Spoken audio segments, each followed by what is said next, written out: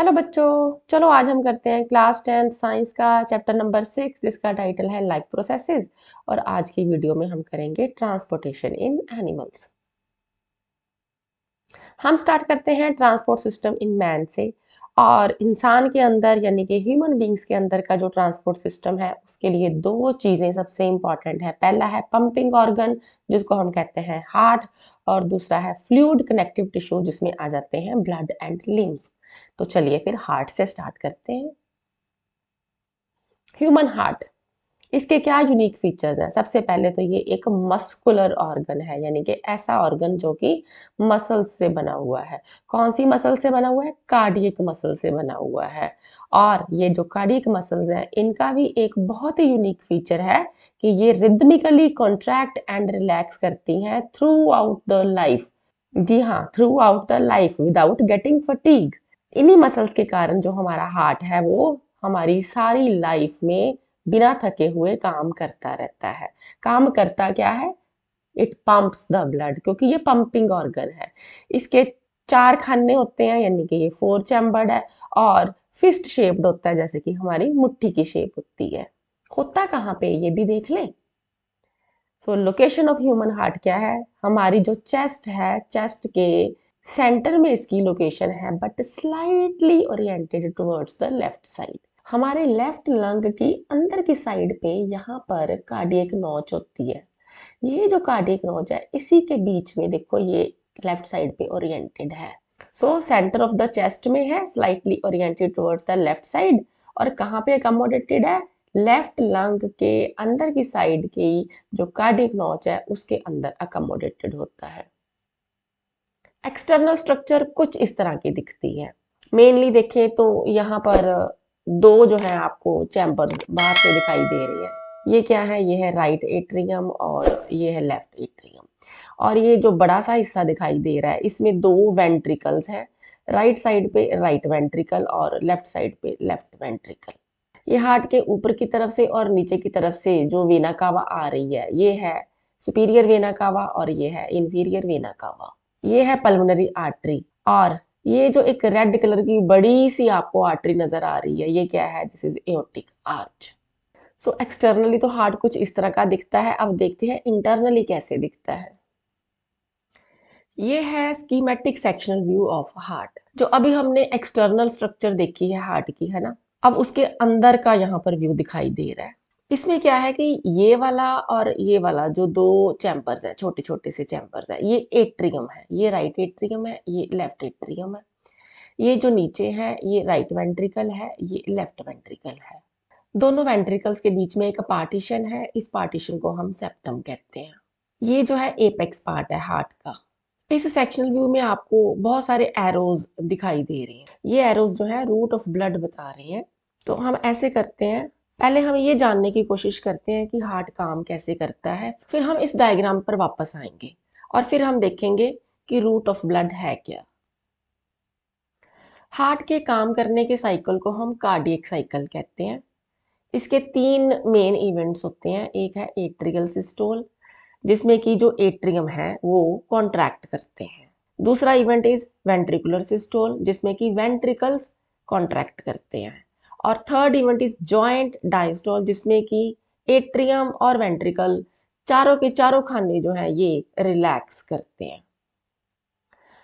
Heart की functioning को समझने के लिए हमने ये एक सिंप्लीफाइड डायग्राम ले लिया है।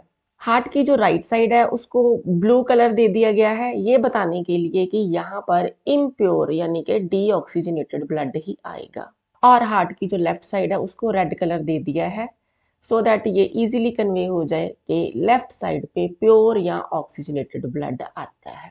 हार्ट में कहीं पर भी प्योर और इम्प्योर ब्लड मिक्स नहीं होते, ना ही एट्रिया में ना ही वेंट्रिकल्स में, क्योंकि बीच में सेप्टम है। ऊपर वाले जो दो एट्रियम है, जो राइट साइड पे है उसको हम क्या कहते हैं? राइट एट्रियम कहते हैं। जो लेफ्ट साइड पे है उसको हम लेफ्ट एट्रियम कहते हैं। नीचे की तरफ वेंट्रिकल्स हैं, राइट साइड पे राइट वेंट्रिकल, लेफ्ट साइड पे लेफ्ट वेंट्रिकल। ये वेना कावा है। इसका ऊपर वाला हिस्सा सुपीरियर वेना कावा, क्योंकि ये हमारी चेस्ट के ऊपर वाले हिस्सों से इम्प्योर ब्लड को कलेक्ट करके लेकर आता है। और इसका नीचे वाला हिस्सा उसको हम कहते हैं इंफीरियर वेना कावा, क्योंकि ये लोअर बॉडी पार्ट से इम्प्योर ब्लड को लेकर के जाता है और राइट एट्रियम में डाल देता है। सो अब सुपीरियर वेना कावा और इंफीरियर वेना कावा की हेल्प से इम्प्योर ब्लड राइट एट्रियम में आ जाता है, और यहाँ से राइट एट्रियम से अब उसने राइट वेंट्रिकल में जाना है। कब? जब पहला इवेंट होगा कार्डियक साइकिल का, जिसको हम कहते हैं एट्रियल सिस्टोल, यानी कि ये जो दो ऊपर वाले चैम्बर्स हैं, right atrium and left atrium, ये अब कॉन्ट्रैक्ट करेंगे। जब ये कॉन्ट्रैक्ट करेंगे तो इनके बीच में ये जो वॉल्व लगे हुए हैं, जिसको हम एट्रियो वेंट्रिकुलर वॉल्व या एवी वॉल्व कहते हैं, ये खुल जाएंगे। खुल जाएंगे तो जो ब्लड है वो यहाँ से राइट एट्रियम से राइट वेंट्रिकल में आ जाएगा और लेफ्ट एट्रियम से लेफ्ट वेंट्रिकल में आ जाता है। अब क्या है, next event is ventricular systole, यानी कि अब ये वेंट्रिकल्स ने कॉन्ट्रैक्ट करना है। जैसे ही ये वेंट्रिकल्स आगे की तरफ कॉन्ट्रैक्ट करते हैं, ये जो एवी वॉल्व्स हैं ये दोनों बंद हो जाते हैं फटाक से, क्योंकि ये वन वे एंट्री गेट्स हैं। तो जैसे ही ये फटाक से बंद होते हैं, फर्स्ट हार्ट साउंड लब जो है वो सुनाई देती है। अब जैसे ही वेंट्रिकल्स कॉन्ट्रैक्ट करते हैं और एवी वॉल्व्स पीछे से एंट्री जो है वो बंद कर देते हैं, तो अब जो ब्लड है इसके पास एक ही रूट बचता है कि ये जो ब्लड है ये इन सेमील्यूनर वॉल्व्स के थ्रू अंदर एंटर कर जाए। ठीक है, राइट वेंट्रिकल के अंदर का जो ब्लड है वो इन सेमील्यूनर वॉल्व्स के थ्रू पल्मोनरी आर्टरी के अंदर एंटर कर जाता है, और ये पल्मोनरी आर्टरी जो है right lungs and left lungs की तरफ ब्लड को प्योरिफिकेशन के लिए ले जाती है। जबकि लेफ्ट वेंट्रिकल से जो ब्लड है वो इन सेमील्यूनर वॉल्स के थ्रू एओटिक आर्च के अंदर, यानी कि एओटा के अंदर एंटर करता है, और ये एओटा जो है इसको प्योर ब्लड को पूरी बॉडी में सप्लाई करेगा। जैसे ही इनके अंदर, इन आर्टरीज के अंदर ब्लड एंटर करता है, इनके भी सेमील्यूनर वॉल्स जो हैं वो फटाक से बंद होते हैं, क्योंकि ये भी वन वे एंट्री ही देते हैं। अब यहाँ से भी जो ब्लड है ना वो वापस नहीं आ सकता, ब्लड जो है वो सिर्फ आगे ही जा सकता है। तो जैसे ही ये जो सेमील्यूनर वॉल्स हैं ये बंद होते हैं, सेकंड हार्ट साउंड प्रोड्यूस होती है, जिसको हम डप साउंड भी कह देते हैं। अब पल्मोनरी आर्टरी इस ब्लड को प्योरिफिकेशन के लिए लंग्स की तरफ लेकर जाती है, तो ये लेफ्ट आर्टरी जो है लेफ्ट लंग्स में ले जाएगी, राइट पल्मोनरी आर्टरी जो है ये इस ब्लड को राइट लंग्स की तरफ ले जाएगी। वहां जाकर ये जो ब्लड है ये ऑक्सीजनेट होगा, प्योरीफाइड होगा, और पल्मोनरी वेन्स जो है इस प्योरीफाइड ब्लड को वापस लेकर आएंगी यहाँ पर लेफ्ट एट्रियम में। और जैसे ही एट्रियम कॉन्ट्रैक्ट करेंगे, ये जो प्योरीफाइड ब्लड है ये लेफ्ट वेंट्रिकल में जाएगा, वहां से ये एओर्टा में चला जाएगा और वहां से पूरी बॉडी में सप्लाई हो जाएगा। तो ये है how the heart works. I hope अब आपको रूट ऑफ ब्लड का भी पता लग गया है। चलिए वापस आते हैं इस डायग्राम में। अब देखते हैं रूट क्या है ब्लड का। देखिए, सुपीरियर वेना कावा और इंफीरियर वेना कावा दोनों से इम्प्योर ब्लड यहाँ पर आया राइट एट्रियम में, राइट एट्रियम से गया राइट वेंट्रिकल में, राइट वेंट्रिकल से चला गया पल्मोनरी आर्टरी में, पल्मोनरी आर्टरी इसको राइट लंग्स और लेफ्ट लंग्स में ले गई फॉर प्योरिफिकेशन, वहां से प्योरीफाई हुआ, पल्मोनरी वेन्स वापस लेकर आई। ये है लेफ्ट पल्मोनरी वेन्स का एक पेयर। सिमिलरली राइट साइड से भी पल्मोनरी वेन्स जो है इस ब्लड को लेकर के आएंगी, और यहाँ पर लेफ्ट एट्रियम में प्योरीफाइड ब्लड या ऑक्सीजनेटेड ब्लड आ जाएगा। यहाँ से ये जो ब्लड है ये जाता है लेफ्ट वेंट्रिकल में, लेफ्ट वेंट्रिकल से फिर ये एंटर कर जाता है इनटू द एओर्टा, और फिर एओर्टा जो है वो डिफरेंट आर्टरीज के थ्रू इसको डिफरेंट बॉडी ऑर्गन्स और टिश्यूज में पहुंचाता है, जहां पर कि ये ऑक्सीजनेटेड ब्लड टिश्यूज को ऑक्सीजन प्रोवाइड करता है। सम अप करते हैं दोबारा से। कार्डियक साइकिल के 3 phase, atrial systole, ventricular systole, joint diastole. पूरे कार्डियक साइकिल को अगर हम देखें तो जो एट्रियल सिस्टोल है ये सिर्फ और सिर्फ 0.1 सेकेंड की एक्टिविटी है एट्रियल वॉल की, और उसके बाद वेंट्रिकुलर सिस्टोल स्टार्ट हो जाता है जो कि अगले 0.3 सेकेंड्स लेता है, और उसके बाद एट्रिया वेंट्रिकल्स दोनों यानी कि चारों के चारों चैम्बर्स जो है हार्ट के वो क्या करते हैं, वो ज्वाइंट डायस्टोल में चले जाते हैं फॉर द नेक्स्ट 0.4 सेकेंड। तो अगर 0.8 सेकेंड की पूरी हमारी एक हार्ट बीट है तो उसमें 0.4 सेकेंड तो चारों के चारों चैम्बर्स कंप्लीट रेस्ट कर रहे हैं। और अगर हम एट्रिया और वेंट्रिकल की बात करते हैं तो एट्रिया सिर्फ 0.1 सेकेंड की कॉन्ट्रैक्शन करके रिलैक्स हो जाते हैं, जबकि वेंट्रिकल्स जो है वो टोटल 0.3 सेकंड की कॉन्ट्रैक्शन करके उसके बाद रिलैक्सेशन फेज में चले जाते हैं या डायस्टोल फेज में चले जाते हैं। क्योंकि ये पूरे इवेंट जो है रिदमिकली चलते रहते हैं, इसीलिए हमारा हार्ट कभी भी थकता नहीं है, थ्रू आउट आवर लाइफ ये काम करता रहता है। तो अब हमने यहाँ पर ये देखा है कि जो है वेना कावा वो इम्प्योर ब्लड लेकर आती है राइट एट्रियम में, फिर ये ब्लड राइट वेंट्रिकल में जाता है और वहां से फिर ये पल्मोनरी आर्टरी के थ्रू लंग्स में चला जाता है। लंग्स में ये जो ब्लड है ये प्योरीफाई होगा और वापस आएगा पल्मोनरी वेन्स के थ्रू और एंटर कर जाएगा लेफ्ट एट्रियम ऑफ हार्ट में। ये जो सर्कुलेशन होती है ना ब्लड की, जिसमें ब्लड जो है हार्ट टू लंग्स जाता है and then back to heart आता है, इसको हम कहते हैं पल्मोनरी सर्कुलेशन।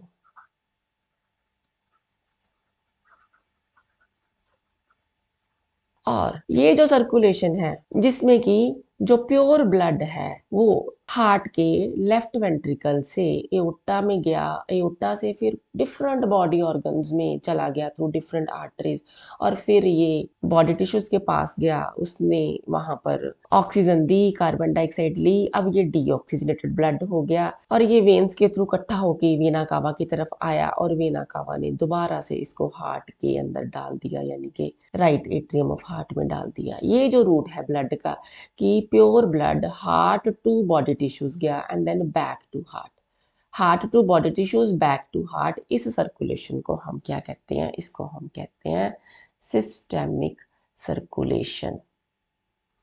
और जब ये दोनों तरह की सर्कुलेशंस मिल जाएं तो हम इनको क्या कहते हैं? हम कहते हैं डबल सर्कुलेशन।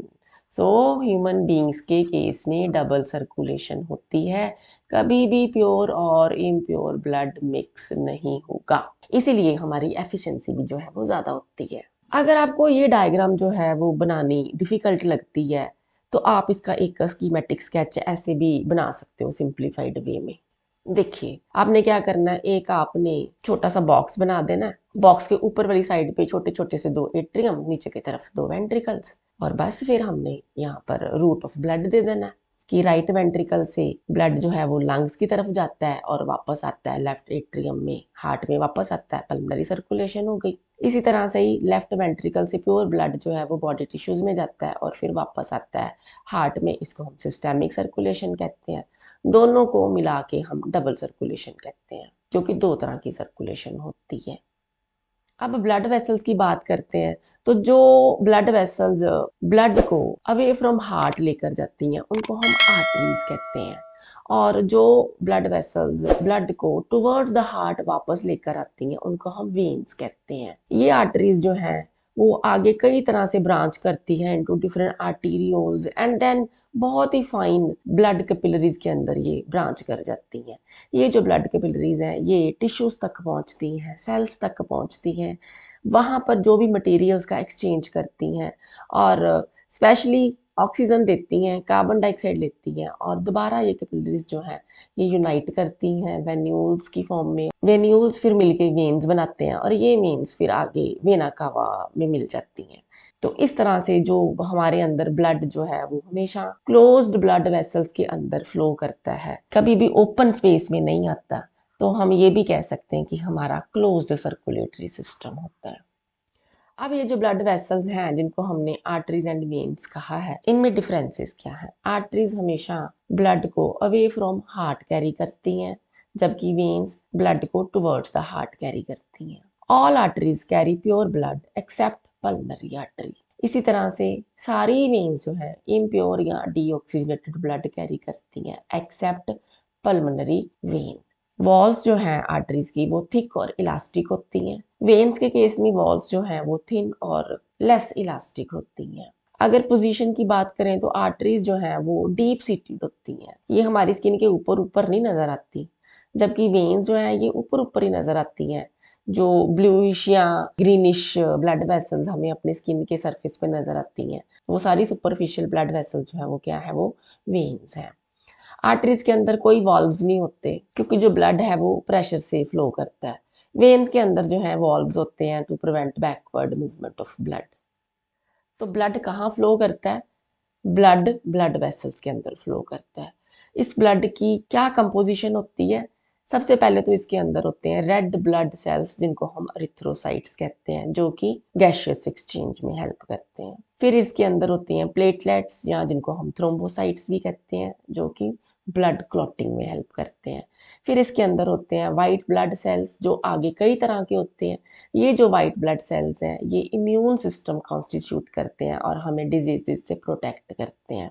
इसके अलावा जो ब्लड है उसका लिक्विड पार्ट, उसको हम प्लाज्मा कहते हैं।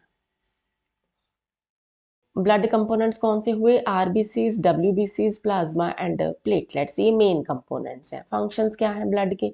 ये ऑक्सीजन और कार्बन डाइऑक्साइड को ट्रांसपोर्ट करता है, डाइजेस्टेड फूड को ट्रांसपोर्ट करता है, हमारे हार्मोन्स को एंडोक्राइन ग्लैंड से लेके सारी बॉडी में ट्रांसपोर्ट करता है, मेटाबॉलिक वेस्ट को ट्रांसपोर्ट करता है सो दैट उनका एक्सक्रीशन भी हो सके, और ये हमारे पीएच को, हमारे टेम्परेचर को, हमारे वाटर कंटेंट को रेगुलेट करने में भी हेल्प करता है। ब्लड के अंदर के जो डब्ल्यूबीसीज हैं या एंटीबॉडीज हैं, वो हमें डिजीजेस से प्रोटेक्ट करते हैं, क्योंकि ये हमारे इम्यून सिस्टम को कॉन्स्टिट्यूट करते हैं। और जब भी कभी कोई इंजरी हो जाए तो ब्लड लॉस जो है उसको प्रिवेंट करने के लिए प्लेटलेट्स जो है वो क्लॉटिंग करते हैं। अब हम बात करते हैं ब्लड प्रेशर की। ब्लड जो है ब्लड वेसल्स की वॉल के ऊपर एक फोर्स एक्सर्ट करता है, इसी फोर्स को हम ब्लड प्रेशर कहते हैं। The force that blood exerts against the wall of a vessel is called blood pressure. और ये जो प्रेशर है ये आर्टरीज के अंदर ज्यादा होता है as compare to in veins. हमारी आर्टरीज के अंदर जो ब्लड का प्रेशर है वो वेंट्रिकल्स की कॉन्ट्रैक्शन यानी कि वेंट्रिकुलर सिस्टोल के कारण होता है, इसलिए इसको हम सिस्टोलिक ब्लड प्रेशर कहते हैं। और ये 120 mm ऑफ मर्करी के अराउंड होता है। आर्टरीज के अंदर जो वेंट्रिकुलर डायस्टोल या वेंट्रिकुलर रिलैक्सेशन के कारण प्रेशर क्रिएट होता है, उसको हम डायस्टोलिक प्रेशर कहते हैं, जो कि नॉर्मली 80 mm ऑफ मर्करी के अराउंड होता है। ब्लड प्रेशर को मेजर करने के लिए जो इंस्ट्रूमेंट यूज किया जाता है उसको हम स्फिग्मोमैनोमीटर कहते हैं। हाई ब्लड प्रेशर को हम हाइपरटेंशन या हाई बीपी कह देते हैं। इसका मेन कॉज होता है कॉन्स्ट्रिक्शन ऑफ आर्टीरियोल्स, जिसके कारण जो ब्लड फ्लो है उसमें रेजिस्टेंस आ जाती है। अगर ब्लड प्रेशर बियॉन्ड लिमिट्स हो जाए तो कई बार जो ब्लड वेसल्स हैं वो रप्चर भी कर सकती हैं और इंटरनल ब्लीडिंग भी हो सकती है, जो कि बहुत रिस्की होता है। ये यहाँ पर हमें एक स्फिग्मोमैनोमीटर दिखाया गया है, जिसका ये जो कफ है इसको हमारी अपर आर्म के साथ अटैच कर दिया जाता है, बल्कि कस के इसको रैप किया जाता है। और यहाँ नीचे जो है ये एक बल्ब होता है, जिससे कि हम प्रेशर जो है ना उसको इंसर्ट करते हैं। तो यहाँ पर एयर प्रेशर जब बढ़ जाता है तो ऑब्वियसली ये जो मैनोमीटर लगा होता है इस इंस्ट्रूमेंट के साथ, उसके अंदर का मर्करी राइज करने लगता है, और फिर हम स्टेथोस्कोप की हेल्प से यहाँ से ना आवाज जो है वो उसको सुनने की कोशिश करते हैं। द पॉइंट जहाँ से आवाज सुननी शुरू होती है वो वेंट्रिकुलर सिस्टोल होता है, और उसकी value normally 120 mm of mercury के आसपास होती है। और जब तक वो आवाज सुनती रहती है और उसके बाद सुननी बंद हो जाती है, उसको हम डायस्टोलिक प्रेशर कहते हैं, जो कि अराउंड 80 mm ऑफ मर्करी के पास होता है। अब ब्लड क्लॉटिंग क्या होती है? ब्लड प्लेटलेट्स जो हैं किसी भी साइट ऑफ इंजरी में ब्लड क्लॉट बनाते हैं, ताकि जो ब्लीडिंग है या जो ब्लड लॉस हो रहा है इंजरी के कारण उसको रोका जा सके, और ब्लड का जो प्रेशर है उसको भी मेंटेन किया जा सके, क्योंकि अगर ज्यादा ब्लड लॉस होगा तो ब्लड प्रेशर भी गिर जाएगा। तो this process is known as blood clotting, जिसमें कि प्लेटलेट्स हेल्प करते हैं। एक और भी फ्लूइड कनेक्टिव टिश्यू होता है जिसको हम लिम्फ कहते हैं। लिम्फ क्या होता है कि जो हमारे बॉडी टिश्यूज होते हैं उनके बीच के जो इंटरसेलुलर स्पेसिस हैं उनके अंदर का जो फ्लूइड है उसको हम लिम्फ कहते हैं। इसका जो कंपोजिशन है वो ब्लड प्लाज्मा जैसा ही होता है, बस ये है कि ना तो आरबीसीज होते हैं ना ही ज्यादा प्रोटीन्स होते हैं। So lesser proteins and without RBCs. तो मेन कंपोजिशन क्या होती है लिम्फ की? डब्ल्यूबीसीज, proteins, salts, glucose molecules, fats and water. और ये कलरलेस या हल्का पेल येलो कलर का फ्लूइड होता है। काम क्या करता है? It helps in the absorption and transport of fatty acids from digestive system. It helps to drain excess of interstitial fluid from intercellular space back into the blood. यानी कि जो हमारे टिश्यूज के बीच की इंटरसेलुलर स्पेसिस हैं उनके अंदर जब भी ज्यादा इंटरस्टिशियल फ्लूइड इकट्ठा हो जाए तो ये उसको दोबारा से ब्लड वेसल में रिटर्न करने में हेल्प करता है, और ये डब्ल्यूबीसी का ट्रांसपोर्ट करता है to and from lymph nodes. So this is all about the transport system in human beings. इस चैप्टर की जितनी भी वीडियोस हैं उनके जो यूट्यूब लिंक्स हैं वो आपको डिस्क्रिप्शन बॉक्स में मिल जाएंगे। आप जो भी वीडियो देखना चाहो उन लिंक्स की हेल्प से देख सकते हो। Thank you so much for watching. See you all in the next video with the next topic. Thank you so much for watching.